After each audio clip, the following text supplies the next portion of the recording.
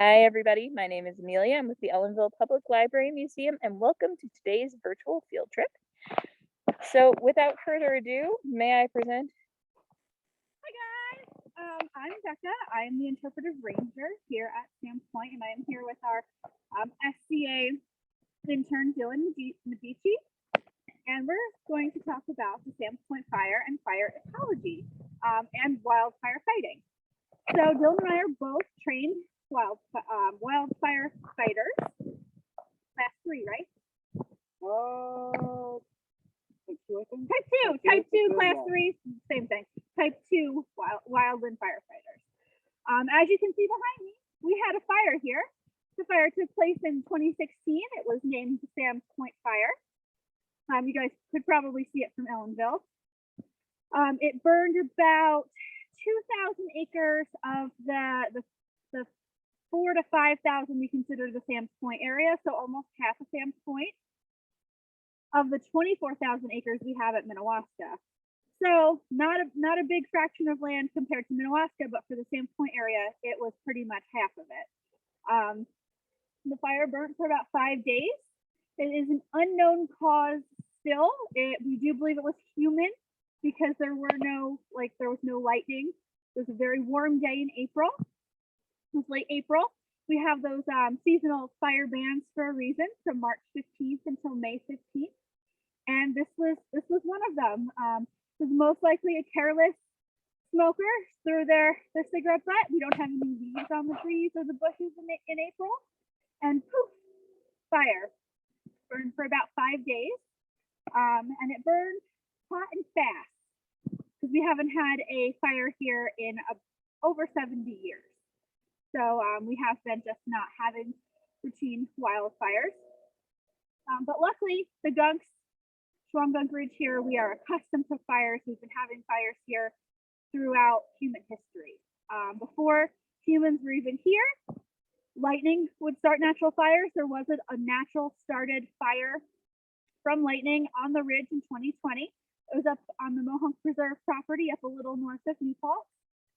So that was pretty interesting. It was not a big fire, but even Mother Nature can start a fire. So those fires happened first. We slowly started, our ecosystem is fire adapted. And then once the Native Americans, the indigenous people came, we've had fires then.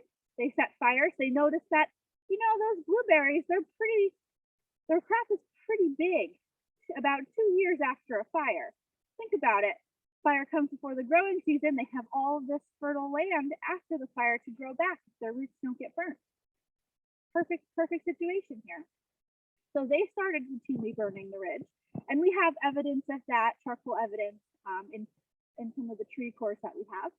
And then when the settlers came, the natives showed the settlers how we had our fires, and they continued the regime pretty much until we became Ice Caves Mountain and started kind of incorporating into more park and natural land.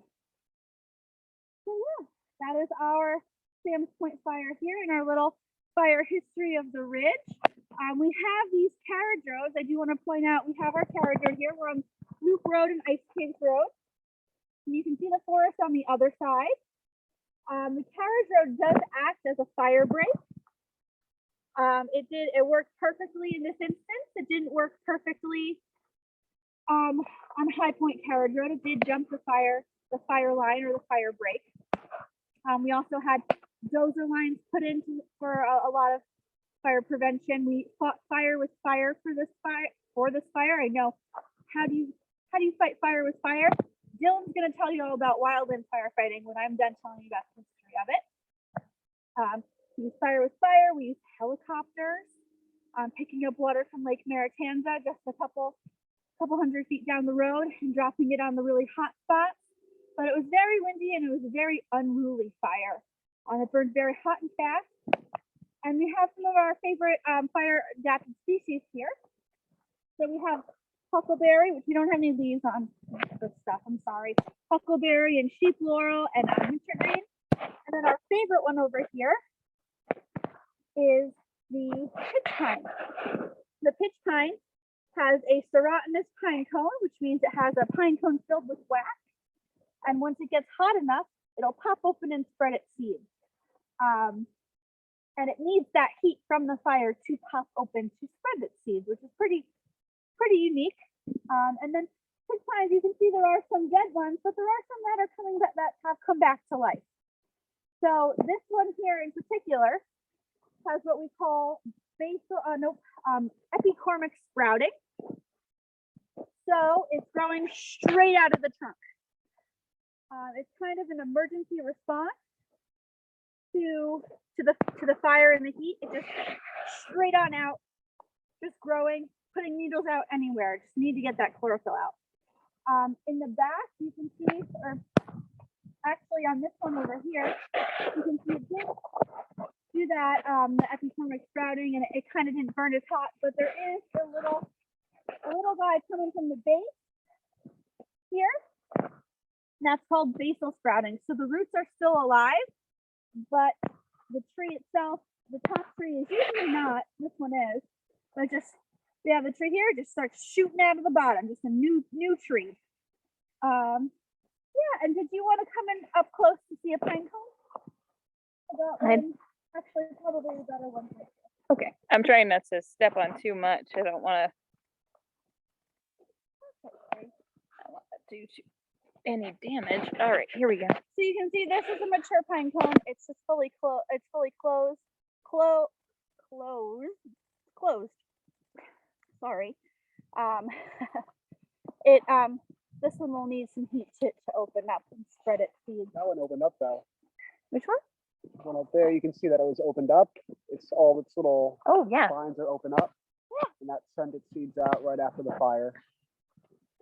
Cool. Some of them did get too hot to spread its seeds. Because again, hot, fast fire. Oh, those are still here? These are still here. Yeah, this is a burnt pine cone. And you can still see the char on the edge of the tree. Wow, that was years ago. Yeah, it was almost 6 years ago. Wow. Crazy. We had a whole bunch of local fire departments. Pretty much everyone in Ulster County fire departments came. We had state park staff, fire team. We had DEC Rangers as our incident command. We had New York State Homeland Security, and the park was closed for a couple months, just so it could have some rest to regrow. Because the Vergeter Hill Falls Trail, which is where the fire started, is where is really, really popular, as we've discussed in other programs. So just to give everything a chance to grow back is why we did that. So Dylan, you want to tell us more about wildland firefighting now that I've talked about all about Sam's Point Fire? Yeah. So when we're talking about wildland fire, we like to use a rule of three. Firefighters are very fond of things in threes. And the three things that we need in order to start a fire is we need fuel, and here the fuel was these pine trees and the blueberries. We need oxygen. There's plenty of that around because we're breathing it. And then we need heat. So in April, we don't really think of the park as being too hot because it's still, things are warming up. But the thing is, in April, we don't have a lot of leaves on the trees. So the ground is starting to warm up. It's starting to dry out because all that sun is hitting stuff, and it creates perfect conditions for a fire, which is why we have that burn ban from March to May. But another part of that is that in those seasons where there's not leaves on the trees, you also have a lot of potential for very severe fire behavior, which is what we had in April, because winds are shifting, things are heating up real fast, but there was also some real cold nights. So wind is able to move around really well. And so in April, someone was probably hiking on the Vergeter Hill Falls Trail. That's our best guess. And they were either smoking or they had a campfire or something. And that fire caught just a tiny little fire spark, maybe caught a leaf, and that leaf started to smolder, and that immediately caught this blueberry, which at that time is not all green yet. It's still very much, dry and flaky. So it caught that, and then immediately what you have happen is that fire is these trees are very small, so that fire is able to get up into these trees and burn off all these sprouts. This tree is what we call a ladder fuel. It it helps the fire starting to burn at ground level get up into the canopy of the trees, And then all those pine needles, that's great fuel. And they've also got, chemicals in them that help the fire spread very quickly. So once that fire got into one tree, these trees are so close together, as you can see on the other side of the road, that as soon as one tree begins to burn, they all start to burn. So you can see that these trees on this side of the road over here, they're only about 6 to 10 feet tall, but they're very closely spaced together, so they burn very, very quickly.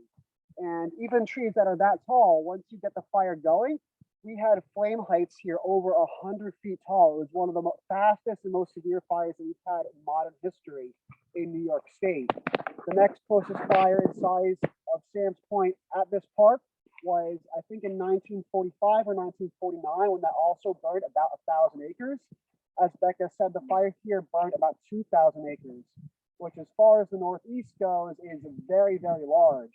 Out west, we have lots of remote space. Fires can burn a lot longer and a lot larger. But one thing that we have here that you don't see as much of out west is we have what we call the wildland urban interface, where houses are on the edges of those wild areas, and then fire can very easily start to threaten those.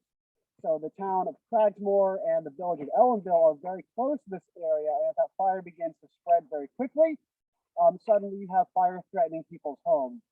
Fortunately, we were able to get this fire under control before that started to happen, but it was very difficult because of how fast the fire spreads. So going back to the rule of threes, when we want to think about how fast that fire spreads or how severe that fire is, there are three factors that go into that. There's the topography, which is kind of how the land is shaped. There's the weather, what the wind and the sun and the rain are doing. And then there is the fuel. So up here, like I said, we have lots of fuels that burn very easily and very hot, which creates a potential for severe fire behavior. Up here, all this land up here is pretty flat, but once you get towards the ice caves, you have terrain that is very steep, which can influence how fire spreads. And we also have the weather. Like I said, in April, there's lots of movement of wind, which can cause fire to shift direction unexpectedly, and it can suddenly start burning in a direction that you didn't expect it to. And one of the tools that firefighters use to measure those is the fire kit. Inside this kit, which every wildland firefighter carries, you have tools to measure what the weather is doing, because you don't want the fire to spread towards homes, and you want to control that very quickly. But you also don't want wildland firefighters to be caught in a situation where the fire is suddenly spreading towards them, because when you have a very large fire, those fires are really stinking hot, and you can very easily, get caught up in one if that fire unexpectedly spreads and you're not paying attention to the weather. So paying attention to the weather is one of the most important things that a firefighter has to do when they're on the fire line. In this pouch, we have a wind gauge. This measures the wind speed. We have a sling psychrometer, which is basically, it's two thermometers in one. One records the dry temperature of the air, the other records the wet temperature of the air, and that lets you calculate your dew point, which is the temperature at which the air is fully saturated with humidity. If your dew point is very low, then the air is probably very humid, but if it's very close to your dry temperature, then it's probably the humidity is very low. And relative humidity is very important when you're fighting fire, because it lets you know how easily the fuel is going to burn. If you have very high humidity, the fuels are probably going to be wet. And if you have low humidity, they're probably going to be dry and burning very quickly. So when that fire started in April, you had very low humidity. So I'm going to demonstrate how we use something like a sling psychrometer. Sure. Can you hand me that bottle of water that's in there? Thank you very much. So you see there's a regular thermometer here, and there's one that has this little cotton on it. This one will soak with water.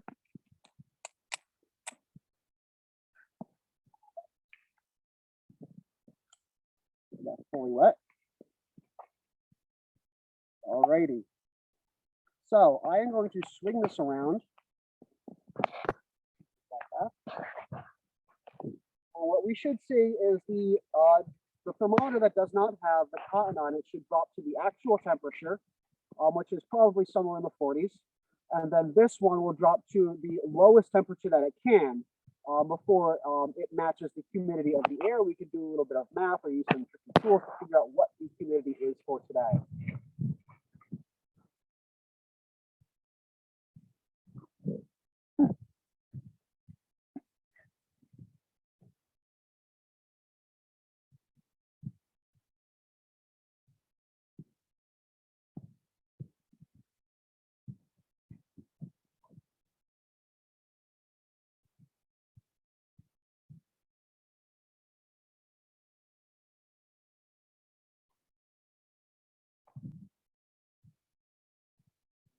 Still dropping, so we'll wave it around a little bit longer.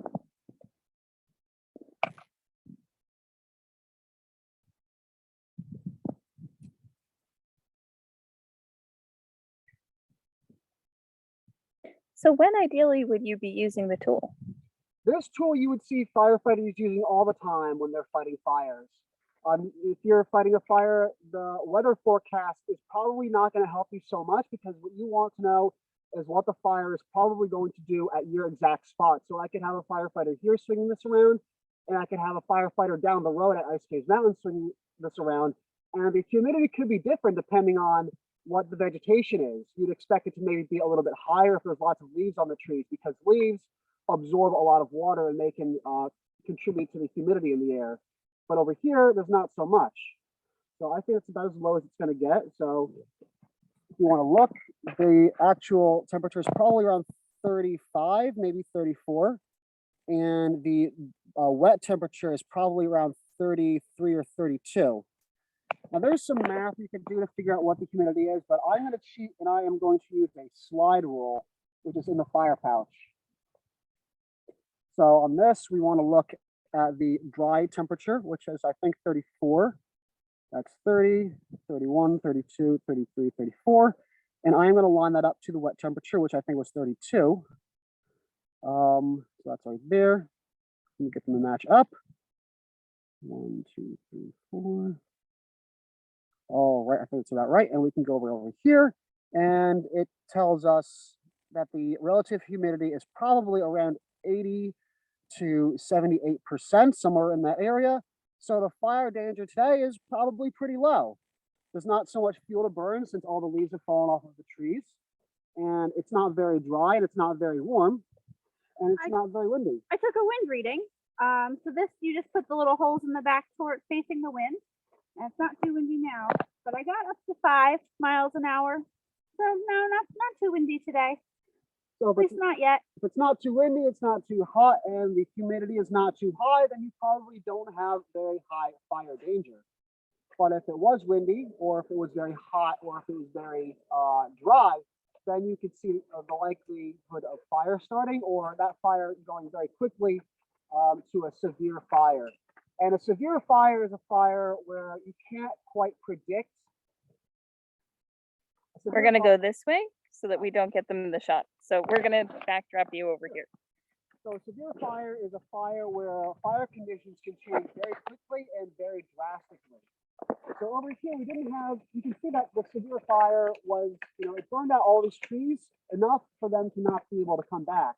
Like Becca was telling us, these trees are fire adapted. We have fire adapted ecosystem up here, but that is assuming that there's periodic fire around here that burns fuels off pretty often. As we said, the most recent fire here was probably in the 1940s. So you had 70 years of fuel buildup here, which means that 70 years of fires not really happening. So there's lots of fuels sitting around that can burn very easily. And when that happens, the trees, like in here where the fire is very severe, did not grow back, whereas the ones here that experienced less severe fire, they did manage to grow back because they were evolving to do this already. If there's a lot of fire frequently, they grow back pretty well. And because we're a park preserve, we don't cut down any trees. Nope. Yeah, unless they're hazardous to patrons. Yeah. So no trees get cut. So the fire here burned very hot, but we were able to get this under control by ironically burning out ahead of the fire. So in this area where I'm standing here, we had firefighters come in with a chainsaw. They cut as much of the brush away as they could, and then they ironically set this on fire before that fire reached it. so that way it wouldn't leap over this road where there was no fuel and get over into that fuel over there. So this road blocked the fire from over here where there's fuel from getting over there where there's more by burning this out when the wind is blowing that way. So if the wind is blowing that way, then the flames are going to go that way so that they don't get over there. And we did this throughout the park, and we also did this over at Indian Rock, but we didn't quite get all the way up it.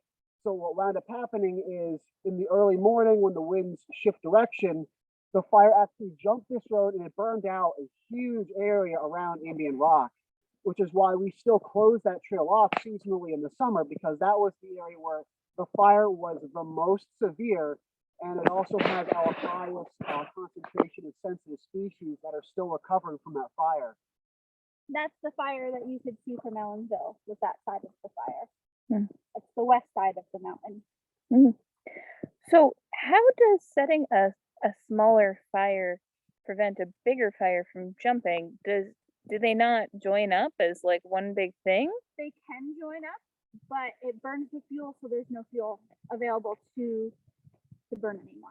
So it might make it bigger in the long run, but it burns up the fuel so you can control where it goes. Oh, I see. I always wondered when people talked about, fighting fire with fire. How does that work? Don't they just create bigger fire? Sometimes, yes. The firefighters did try to burn ahead of the fire near the visitor center, which wound up actually doing exactly the opposite of what they wanted. And the fires did join, and they did actually burn more than what they would have. When we are fighting fire, it's called back burning. So imagine that the fire is over there and the wind is blowing that way. So the big length of flame is going that way. So you have a 100-foot flame going that way. It spreads very slowly in the opposite direction of the wind. So as it spreads over here, the fire is mostly going to be burning down that way. So what you can do is you can burn out this area, and then those flames will go over there. And eventually, yes, that fire will burn back out to this road. But by the time it gets over here, we will have burned away all the fuel it can use to potentially cross that side of the road. So in the short term, you are burning more area ahead of the fire, but in the long term, it prevents that fire from spreading. So if you think about firefighters, structural firefighters that are going to put out the fires in your building, they can put it out because that's a pretty small fire and they can get fire trucks right up to it. Up here, it is not so easy to get a fire truck. We were fortunate enough to have a lake nearby, which we could use as a water source for the helicopters and some fire pump trucks. But if you're in a remote area, we don't have access to water, you can't fight that fire directly. It's so big and it's so dangerous to be around. The most you can do is eliminate the fuels to keep it from spreading too much. We are very fortunate in the Northeast to have an abundance of water. Out west, they do not have an abundance of water. California's been in a drought for how long? So they can't really fight fire with water. That's why this fire with fire technique works so well, especially out there.